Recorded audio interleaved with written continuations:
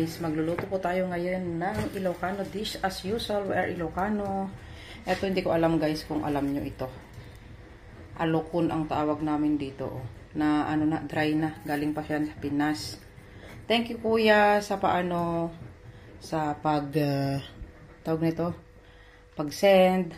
At instead na kamote guys, itrinay ko ngayon yung ano, yung gabi.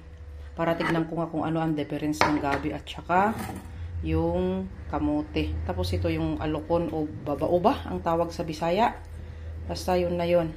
Tapos upo guys. Upo. Tapos lagyan namin ng pritong isda na tira namin kahapon.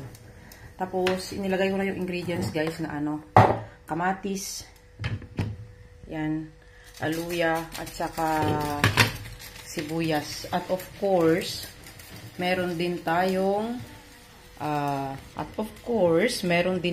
malunggay. Para kumpleto ang sangkap guys at mas masarap. Okay guys, tara let's at magluto na tayo. Pang lunch namin. Malunggay, yung gabi, upo, tsaka yung aloko na sinasabi namin sa Ilocano. Ibabad ko to ng tubig para maging fresh ng konti. Or babao. And then, yung aming fish fry. Okay guys, let's go! Yan guys, maglagay na tayo ng bagoong. Itong bagoong guys is, gawa yung kasama namin dito sa bahay. Na taga La Union. Ay masarap yung bagoong kasi sila sa La Union ang gumagawa ng tunay na bagoong, yung mga masasarap. Yan. Ito yung pinaka-main ingredients niya guys. Without bagoong, hindi natin hindi natin pwedeng ulamin.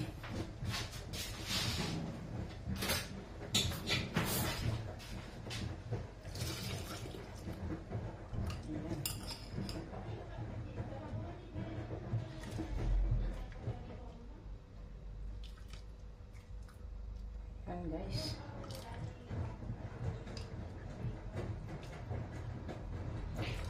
Kasi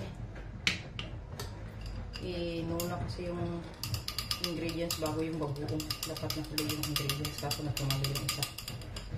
Pero kailang. Ayan. Ayan guys. Ayan.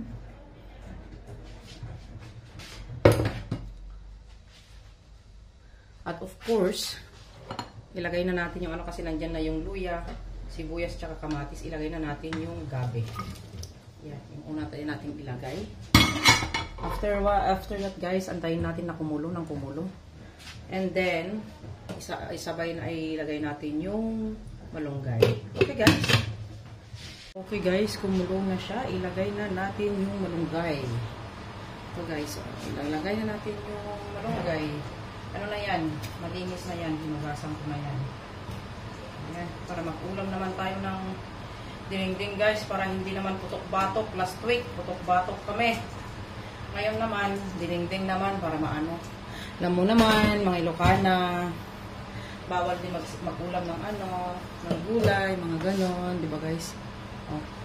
Naano ko kanina dito Inisan ko yan later.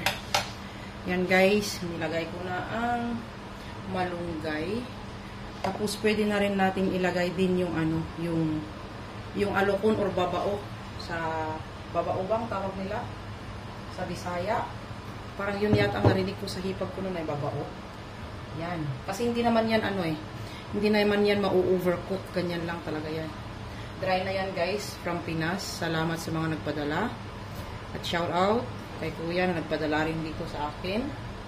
Sa Switzerland. From Philippines to Greece. Greece to Switzerland guys. Ang layo ng travel nito kaya kailangan natin ulamin. Namasahe pa yan guys, namasahe. Mahal ang ticket niyan. Ayan. Antayin lang natin na kumulo yan guys. Tapos ilagay din natin yung upo. Ang sobrang respectful na ulam natin. At saka ang ating fish na isasaho. At syempre, lagyan din natin ito. Alam na this.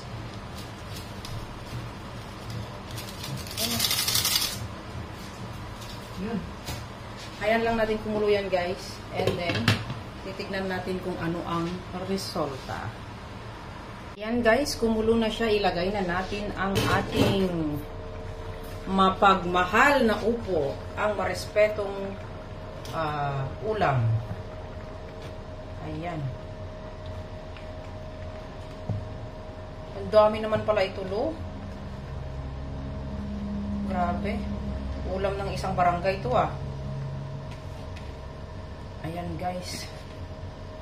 Ayun. Ulam ng isang barangay to, guys.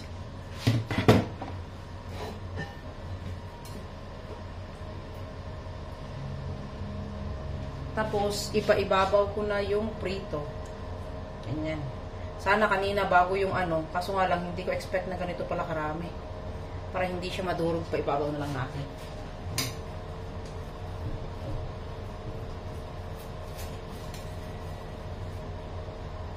At syempre, lagay din natin yung ulo.